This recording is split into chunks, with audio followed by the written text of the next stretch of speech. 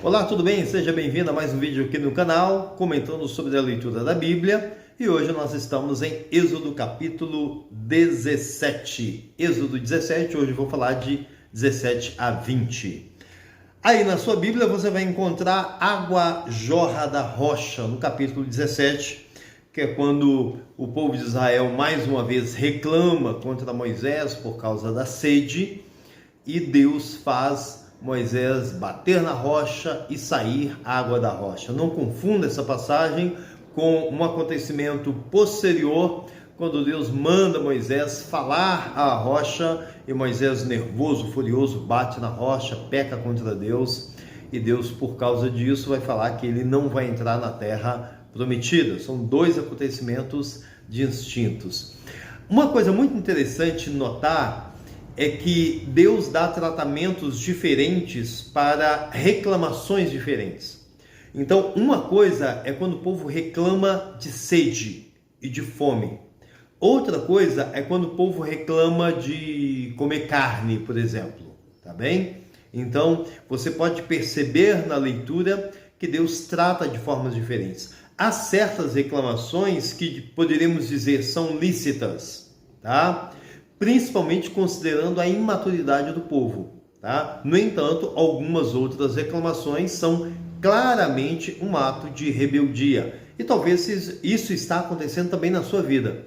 Há reclamações que você faz que são lícitas, que são reclamações frutos da sua imaturidade, mas pode haver reclamações suas que são simplesmente rebeldia contra Deus, tá?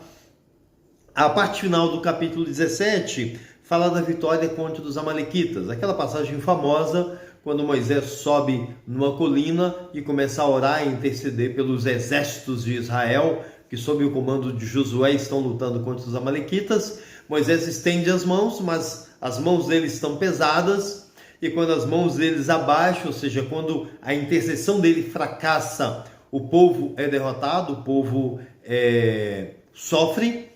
E então tem ali as figuras de Arão e Hur, que vão apoiar Moisés nesse ato de intercessão, tá? E aí, é claro, a reflexão é óbvia, né? Quem são os seus Arão e Hur, né?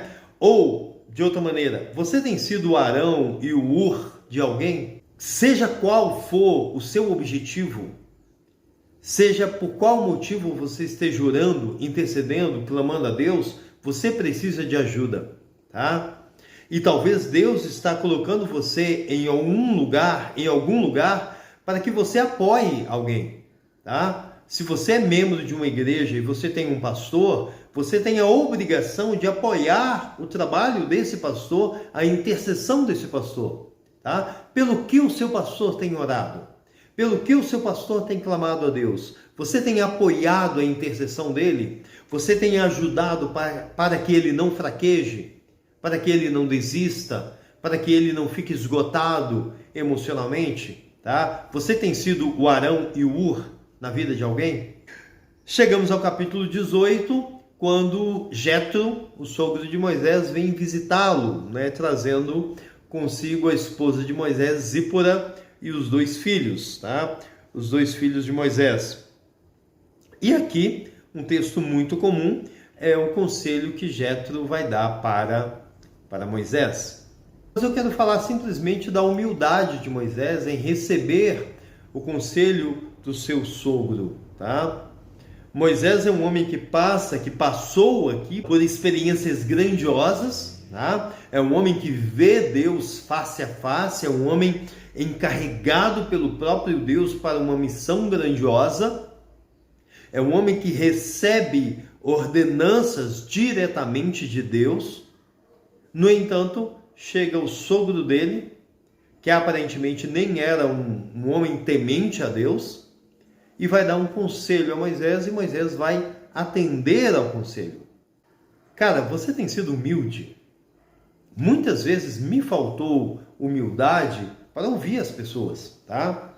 E uma coisa importante, pensando aqui, eu diria que talvez não me faltou humildade para ouvir as pessoas. Eu não me lembro de eu repelindo de forma arrogante um conselho de alguém. Mas muitas vezes o que pode ter acontecido mais no meu caso, e talvez aconteça com você, é você ter uma postura tal que beira a soberba, a arrogância, que desestimula as pessoas de chegar perto de você e te dar conselhos, e te dar e te ajudar, tá? Então muitas vezes eu posso ter agido de tal forma, ter uma postura que desestimulou isso, e aí muitas vezes a pessoa pensa, fiquei com vontade de falar isso com o Wilton, mas melhor não, tá? Então isso me ocorre agora, que a gente precisa ter uma postura tal que incentive as pessoas a nos ajudarem,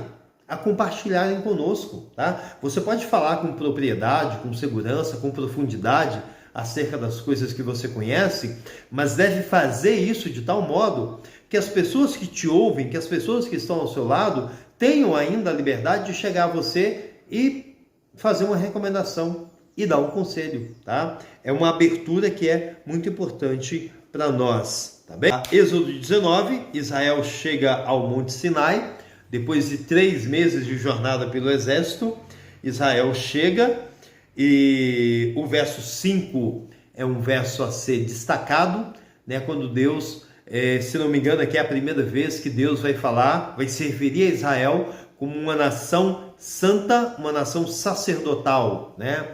Uma nação santa e uma nação sacerdotal. Ou seja, Israel, toda a nação é para ser uma nação sacerdotal, tá? É engraçado perceber como que coisas que Deus falou tão claramente foram se perdendo ao longo da história do próprio povo de Israel. E muitas vezes isso acontece hoje ainda. Coisas que Deus nos fala claramente que a gente acaba ignorando, que a gente acaba deixando de lado, tá? Deus está dizendo aqui, vocês serão uma nação sacerdotal, um reino de sacerdotes, tá? Não apenas Arão e sua família, não apenas os levitas, mas cada israelita é um sacerdote. É para ter uma postura sacerdotal, uma postura de alguém que intercede, que clama e que representa esse Deus diante do mundo, tá? Lutero, muito depois, vai resgatar esse conceito, né, ao falar, né, o sacerdócio universal dos crentes. É isso, tá? Se você é um crente em Cristo, você tem um sacerdócio, você tem uma missão, você tem um trabalho que Deus colocou a você, que não pode ser restringido a pastores, líderes e mestres. Chegamos ao capítulo 20, né? O famoso capítulo 20 dos 10 mandamentos, quando Deus descreve aqui os 10 mandamentos. Eu quero incentivar você, se você está acompanhando esses vídeos, você já memorizou os 10 mandamentos, nem que seja numa versão mais reduzida, tá? É muito importante. Muitas vezes a gente fala tanto de Bíblia, da palavra de Deus, mas você não sabe de cor, de memória, os 10 mandamentos, tá? Lembra aí, tenta falar os 10 mandamentos de cor, tá? E se não souber, aprende eles, ensina para os filhos. Essa é uma meta que eu tenho com os meus filhos, de logo que possível, eles memorizarem, terem os 10 mandamentos memorizados, tá? Assim como os 10 mandamentos, a oração do Pai Nosso, o credo apostólico, tá? A gente precisa incentivar isso nos nossos filhos e na nossa igreja como um todo. É isso aí, que Deus te abençoe, um grande abraço, próximo vídeo, Êxodo 21 em diante.